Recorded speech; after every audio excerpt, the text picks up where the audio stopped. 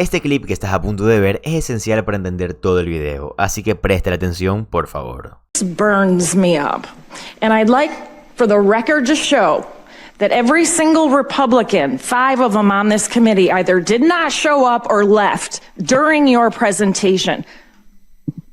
Is that how much they care?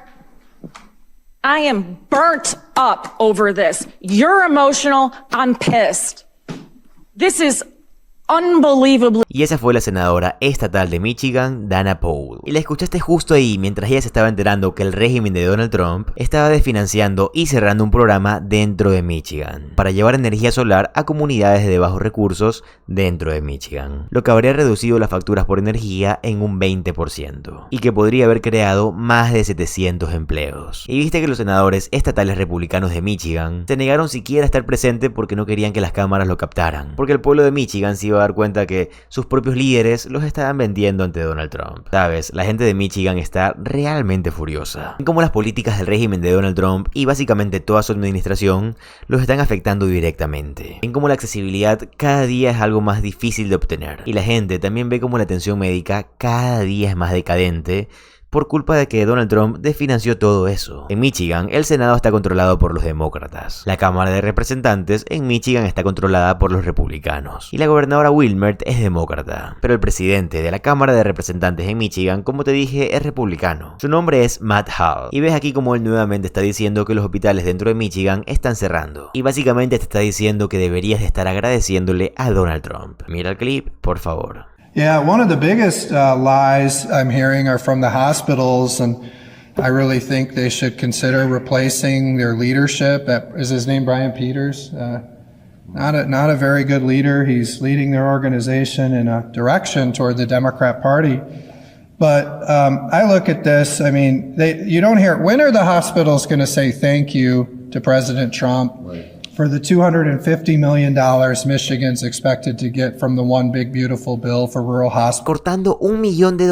Cortando $1 billón. ¿Cuándo van a agradecer por esos 250 millones que igual los va a llevar a la bancarrota? Y la accesibilidad es un gran tema para la campaña del Senado en Estados Unidos en Michigan. Te diré, mi anuncio favorito recientemente en todo el país fue de parte de la senadora estatal y líder de la mayoría en el Senado, Marjorie McMahon. Ella está postulándose para el Senado en Estados Unidos, específicamente en Michigan. Y su anuncio sobre la accesibilidad, nuevamente creo que es uno de los anuncios más destacados hasta ahora. Mira el clip, por favor. Football is back, and 7 hours of commercial-free football is not. This is just the latest example of corporate greed ruining the things we love. Because it's not just commercials on TV. It's also your grocery store run, where chicken wings are going to cost you 19 bucks. Or a bag of chips, $5. Even beer is getting more expensive. It's a 1-2 punch. Tariffs that are making everything more expensive, and corporations that are squeezing every last dime out of us. And if at some point this season you're headed to a game, you can expect to pay all kinds of fees on top of an already expensive ticket price. We have a system that caters to billionaires and corporations over everyday people. Chicken, chips, tickets, beer. Everything's getting more expensive. All the while, Donald Trump is telling us that prices are down at tremendous numbers, while he's selling us out to the same corporations who are jacking up prices on the things that we love. And look, on this campaign, we are talking about creating a new American dream. A lot of times, that's the big stuff. Making sure you can afford to buy a house, you can afford to start a family, you can afford to save for retirement. Sometimes, it's just making sure that you can afford to take a break on Sundays without breaking the bank. A continuación, quiero que veas esta entrevista realizada a la senadora Marjorie McMahon, quien toca temas de gran relevancia en su trabajo dentro del Congreso, y de cómo esta administración está ejerciendo el poder. Mira el clip, por favor. True. You can't just say things over and over again with no evidence and no reality and expect that people are going to let it slide. We had, Dana in her committee was absolutely right. We've got Republicans who refuse to even acknowledge the situation. Matt Hall was out there saying hospitals should be saying thank you for this backfill of dollars. It's pennies on the dollar for rural hospitals. We had a presentation in my Senate Appropriations Committee where I serve as a member that showed that the impacts of the big terrible bill could close up to 13 rural hospitals in Michigan. And the researcher warned, that's not all going to happen at once, but they will start closing the least profitable units first. And wouldn't you know, a hospital in the Upper Peninsula just closed its birthing unit. So there are women in the UP who are going to have to drive over 50 miles just to give birth. On top of that, you got the CEO of Ticketmaster, who was on a panel this past week, claiming that ticket prices are too low.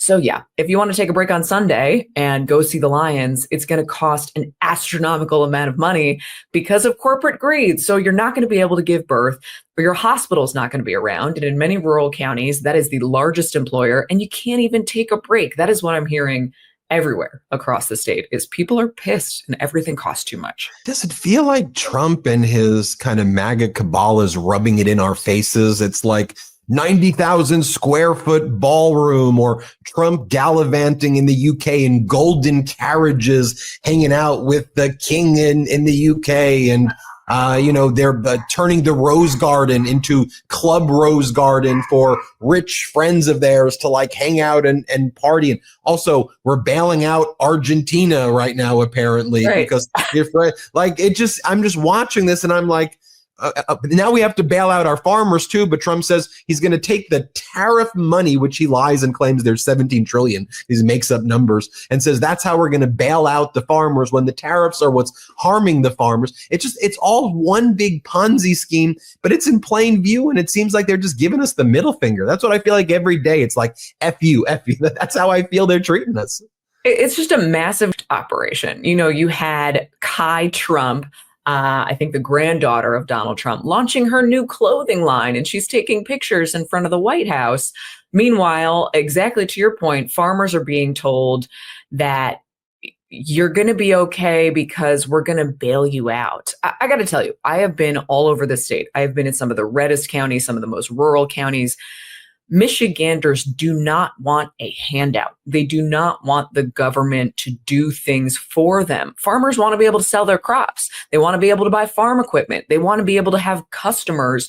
In a place like Michigan, the agricultural industry, it's a global industry. We expect to sell our blueberries and our cherries around the world. We grow more sugar beets than any state in the entire country. But if there are no customers for farmers to sell them to, having pennies put back in your pocket while Donald Trump is building this ballroom or filling the Oval Office with gold decor from Home Depot just feels insulting. It is beyond insulting. Friday, Donald Trump was in the Ryder Cup. And he, by the way, he took credit for saving the Ryder Cup. He's like, my executive order that forced the unions not to go on strike and the Long Island Railroad saved the Ryder Cup in Bethpage. I'm like, okay, that's nothing to do with the thing, but he takes credit for saving that. But look, he's out there watching golf on Friday instead of meeting with the leaders in the Democratic Party to try to do a deal on the shutdown. You have the Republican leaders, MAGA Mike Johnson in the House and Senator Thune, but particularly MAGA Mike Johnson, ordered people not to show up to work.